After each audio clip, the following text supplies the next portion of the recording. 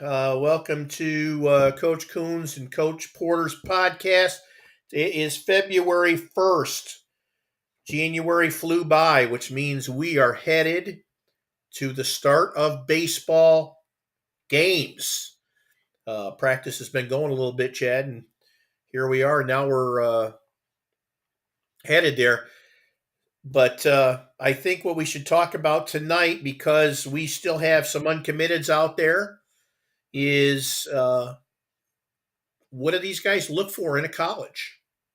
You know, uh, everybody's talking scholarships and things like that, but what do you truly look for? What's the keys when you go on these visits? So go ahead. What start us off? Well, first of all, you're right. It's February 1st. Lots of NAIA D2 games this weekend kicking off. February 1st is always a great date uh, to get the season going. But anyway, I think, first and foremost, two things that I would look for if I were a student athlete in a school. Number one, well, I hate to say it like this, even though we're supposed to be student athletes. But at your age, I probably wasn't going to look at the school if they didn't have a baseball team. So first and foremost, let's be honest with ourselves: baseball, Or softball? Either or way, or softball. right? So that baseball or softball team, I want to that checks the box. Number one, they have one. Number two, what level? Number three, from the research I can see, how good's the program? Looking at the coach, looking at the roster, looking at past years, looking at statistics, seeing what I can find out. Nowadays, looking at kids' profiles on Twitter. I want to see the strength of the program. Is while I'm doing that, I don't want to waste my time if they don't have my major.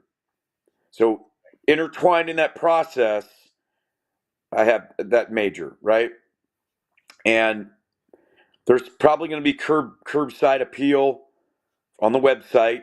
Very few websites are bad. There are bad websites, but schools tend to promote their beautiful places in their schools. So if all those three kind of click together, um, there's definitely interest. But don't fall into the trap of, and I see this a lot of times, and I'm guilty of it as a former recruiter as well. Um, Trying to convince a young man that you can major in something else and get the same thing. It just doesn't work like that. And very few times did that happen to me as a coach, but it kind of did, and a few times, and it was a difference between, like, you know a business degree or physical therapy. Well, go, why don't you, or pre-med, why don't you Right. major in biology instead of pre-med? Why don't you major in business management as opposed to, account? Why don't you do business management and get a minor in accounting instead of going somewhere with accounting? It's not the same. Lesson learned. The kid usually gets midway through fall and realizes the curriculum's not right. It's not going to help them. It happens. So, number one, make sure they have your major. Make sure it's a quality major. Okay. So, intertwined with research about baseball, research about the major as well. I think that's really important. Those are the two things, the two non-negotiables. Don't get sucked in with a major that isn't going to help you. I'm not saying that you're going to be able to get a job, but, like, you got to do what you want to do. You're going to work till you're like 65 or 70 years old, probably. Right. Okay. You got to do something that you want to do. You're going to be profitable. You're going to be able to take care of yourself and your family. And you're just not going to do it buzzing around to five different schools looking at, because they didn't have your major and your sole focus is on baseball. I hope everybody understands what I'm saying, because I've been there, done that, and it very rarely works. I think the other thing too, in conjunction with that, is check the college that you're looking at placement after school, in your field. Some schools have tremendous placement. There's a lot of growth in their area where they're located for jobs. The percentage of you to play college sports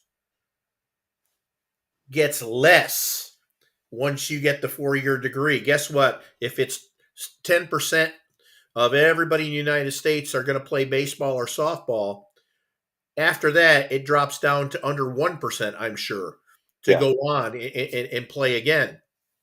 But if they tell you that your field is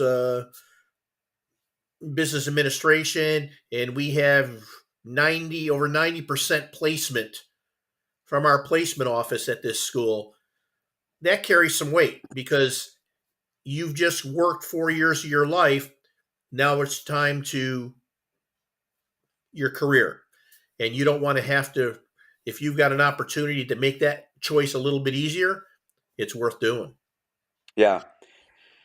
The other thing is once you get a little bit deeper into the process, look at the college. We're in a weird time in higher education, and this is coming from experience. The reason why I'm on this podcast and the reason why I'm coaching in high school right now is because I coached at a 4-year Division II institution that closed, and there were red flags all around.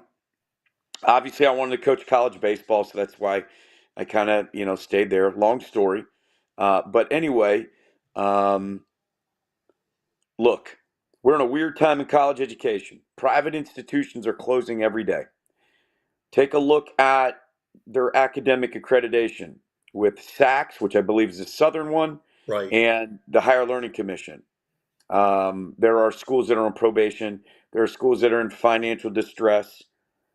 Okay. There are schools that are on probation for education type things, financial things, all that stuff.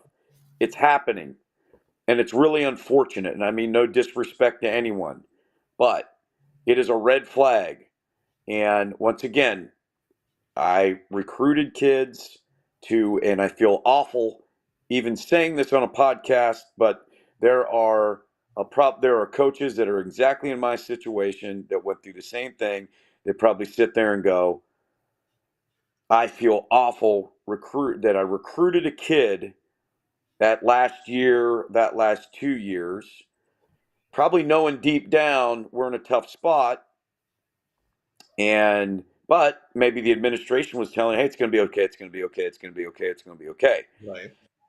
You're stuck with that too as an employee, as a coach. So anyway, you need to look at that stuff, right? Because um, I to this day, it's been 2 years, do not feel right.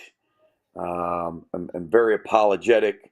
Luckily, all of our kids landed somewhere else, but hindsight being 2020, we were recruiting into a really hard situation. There's a lot of different places right now, just because higher ed's in a weird spot, right? You've got the cost of school, you've got all this debt from that people are incurring, you've got private institutions, you've got take a look, make sure a school has a healthy endowment because that's what they're going to turn to in case something happens. Make sure the school isn't on any sort of financial or academic probation with their accrediting body. Okay, make sure that the conference that their sports teams play in is a good, strong conference that is not going to disband or fall apart or anything like that, because that will make a difference in your 4 years if you're in a situation where you switch affiliations. Now, if you go from NAI to D2, great.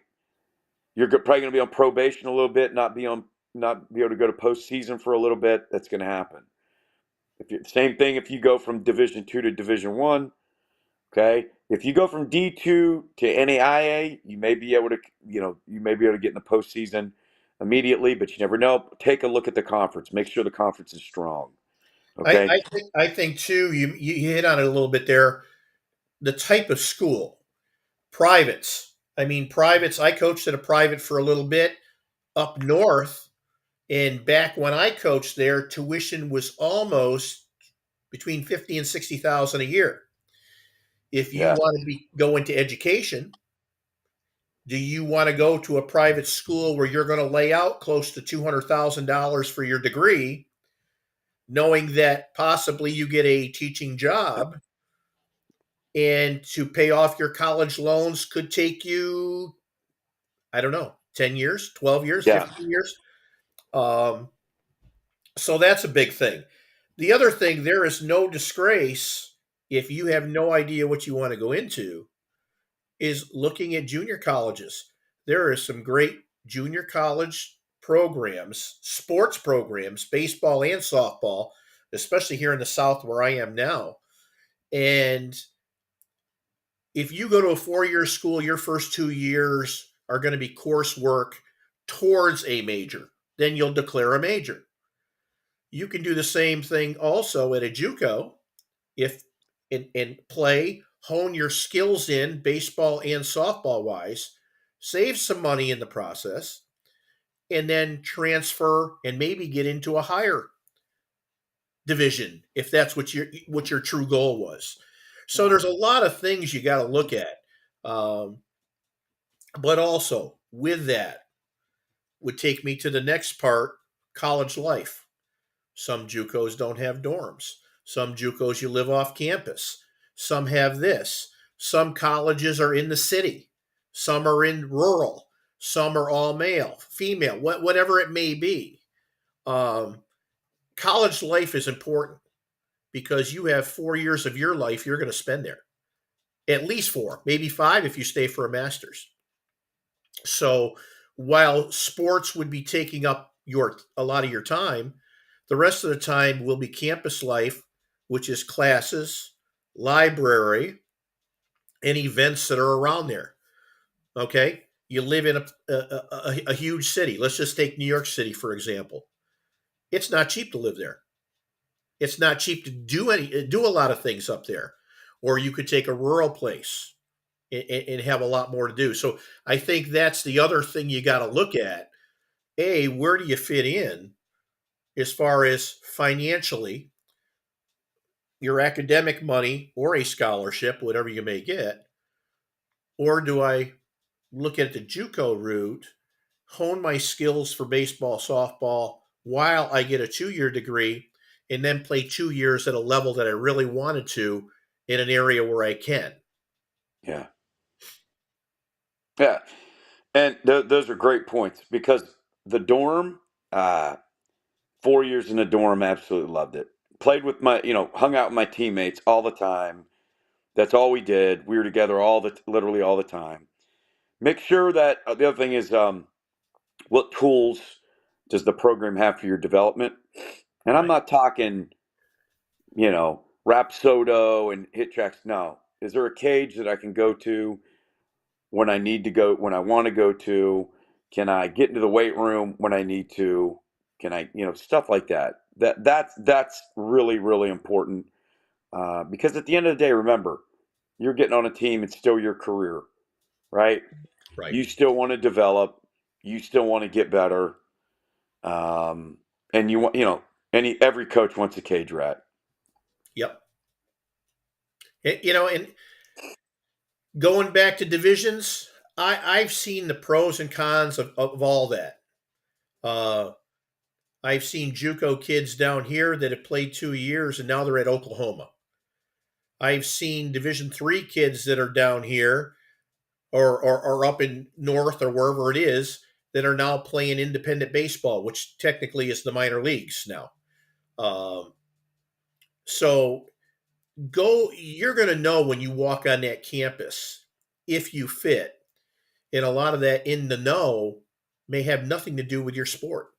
It may be just how you feel when you're walking around that campus with your mom or both, your dad or both, whatever it is. You'll know if you fit. It will hit you that quick. I've done it with my son. I've done it with players and walking around the campus. And there's nothing wrong with getting there a little early before your tour or whatever you're going to do with a coach and like that. and just walk around and talk to people. Because sometimes coaches are going to show you the best of what's there. Let's face it, they want you to get there. Um, but you'll know it'll hit you. It hit me when I went to school. Same thing. I knew I visited 5 places, and I knew when I walked on the one that I went to, this was for me. It felt comfortable. I felt comfortable with the athletic program, the whole thing. So it was good. Yeah, that's a great point. If you can watch them play, watch the team play. Right. If you're there for an inter squad, whatever, see where you fit in. Like watch those guys. Be like, I can hang with these guys. Find out as much as you can. Right. Right. And which leads you to my next point. Here we are, we're talking about this. Now, you and I went to school, each of us about 75 to 80 years ago, it feels like. If you have questions about this, we're going to do another podcast Sunday, 7 o'clock. It'll be on Twitter, YouTube Live, the whole thing. You are able to just on Twitter, DM us, type us questions. We can do this live so that we can answer your questions and make you a part of this. You can also email us, ahead and account recruiting LLC at gmail.com. I have our website up there, but that has our email address on the page. Again, we're here. Chad and I have been doing this a long, long time, between playing, coaching, and recruiting. I mean, those were our things. This is our life. We're here to help you. So feel free to ask us. I mean, you can ask us what college was like when we were there. It's changed a ton, a Yeah. ton. Yeah. And I'm older than Chad, so I can say it changed a ton probably from when he went to college. So, but we can offer you advice. We're not looking to pick your pocket or anything like that. If you want to work with us after the fact, feel free. We've got clients and people that do that now, and that's good. But we're certainly here to help you. We have access to every college in the country, JUCO, NAIA, 3s, 2s, and 1s. And we can give you a synopsis about that school, email it to you, whatever you would like about it, and help you on your way. If you've got 3 or 4 schools you're looking to visit, send them to us. We'll send back information on all 3. Maybe it'll help you. Chad certainly has the Mid-Atlantic area covered, where you are. Same scenario with him. He's been there, done that, and knows all this information. Yeah. Sunday night, we want to give the people what they want. We want you to ask us questions. We are men of the people. All right. Please, we're going to put this on Twitter. We want people on here live with us. We want people sending in questions. Okay. And we want to ask, we want to make this interactive. We want to have a lot of fun with it. Absolutely. And yeah. And look, ask us about our college experience. Yep. My eligibility ran out 23 years ago. We weren't allowed to hit fly balls. We had to hit ground balls, hard skimming ground balls, which I still like them, especially in high school, because people can't catch the baseball sometimes. Plus, you're on bad fields too, right? In the north that are freezing and thawing. It's okay to hit a hard skimming ground ball. All right? It's okay to hit a hard skimming ground ball. Hey, I was in high school.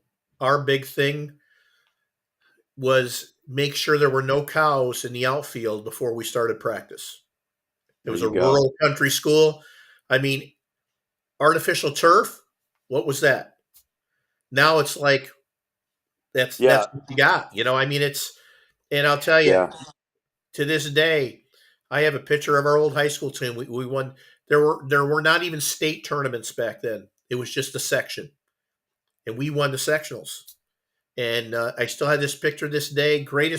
One of the greatest coaches. He's passed away that I ever played for. tremendous. And, you'll always have those memories. So that's what we're here to help you, is to start developing your memories Yeah. at your next step. Was talking to a couple of my teammates just about 2 hours ago on Facebook, and this the college baseball leads to other opportunities, great opportunities. I was talking to a summer ball teammate, 23 years ago, 24 years ago, Mhm. played with him, catcher from Oral Roberts, and a lot of fun, a lot of memories. I talked to my best friend in the game for 2 hours last week, and we talked about all kinds of college baseball stories. So anyway, you'll have a blast. You might, well, maybe not now. We used to practice in parking lots all the time. We did So, too, till the snow melted. I mean, full practices in a parking lot with a Yep. pitcher's mound, everything. And I think it made our teams tougher, to be quite honest with you. Tougher, grit, grinders, the parking lot boys. That's what we used to call it. So, anyway, hopefully you get on Sunday night. We can have stories, story time, question time, and have a whole lot of fun. We'll see you Sunday night, 7 o'clock. I have a lot of followers on Twitter. I follow a lot of people. You can ask us a question. That doesn't make any more commitment to anything else. Just Yep. ask a question, tune in, and we'll answer it. Hey, Absolutely. if you want to get on here live with us, let us know. We'll send you a link. You can come right on the podcast with us. Come right on. It's not a problem. That's what we're all about. We're about you guys. So Yes. we'll see you Sunday night, 7 o'clock Central Time, 8 o'clock Eastern Time. And we'll see you then. Thanks for tuning in.